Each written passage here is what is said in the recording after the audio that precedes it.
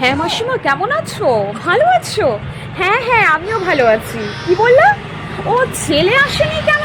ও আচ্ছা, না গো, আমি না সব জায়গায় ওই ছেলেকে নিয়ে যাই না। ওই টোপলা বেঁধে ওরকম করে আমি ছেলেকে নিয়ে যাই না গো। ও পড়ছে বাড়িতে। হ্যাঁ, আমি ওর পড়াশোনা নিয়ে ভীষণ কনসিয়াস। ও সারা দিন রাত পড়ে, বুঝেছো? ওই মাধ্যমিকে তার এমনি এমনি মার্কসটা আসেনি।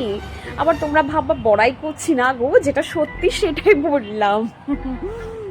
কি রে রিঙ্কি, তোর ছেলেকে সব সময় দেখছি মোবাইল টিপছে। হ্যাঁ, এত ছোট বয়সে তুই মোবাইল দিয়েছিস ছেলেকে?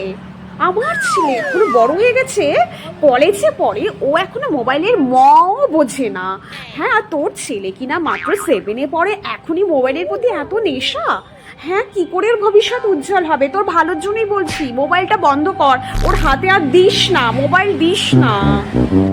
এই মিনতি, শোন না। এই শোন না, ওই বাদিকের গলি, ওই যে 3 নম্বর বাড়িটায় ওই যে মেয়েটা ছিল না, ওই মেয়েটা বলে পালিয়েছে শুনলাম কোন একটা ছেলের সাথে।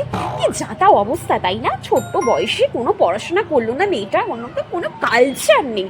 মানে একটা বিচ্ছির ব্যাপার, যা তা ব্যাপার, যা পাড়ায় যা ঘটছে না, ওর জন্য আমি আমার ছেলেকে বেরই করি না।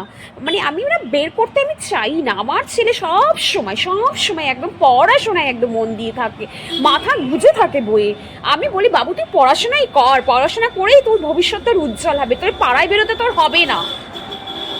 এই রুম্পা, এই তো 5 মিনিটের ভেতরে যেন 50টা ফোন কল আসলো তোর মেয়ের ফোনে।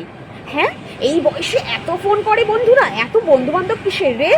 এই তোর ভালোর জন্যই বলছি, এত বন্ধু বান্ধব না, এত সঙ্গ ভালো না, বুঝেছিস? তোর মেয়েকে একটু বোঝাস। আমি অবশ্য আমার বাবুকে বলি তোর কোনো বন্ধুর দরকার নেই, ঠিক আছে?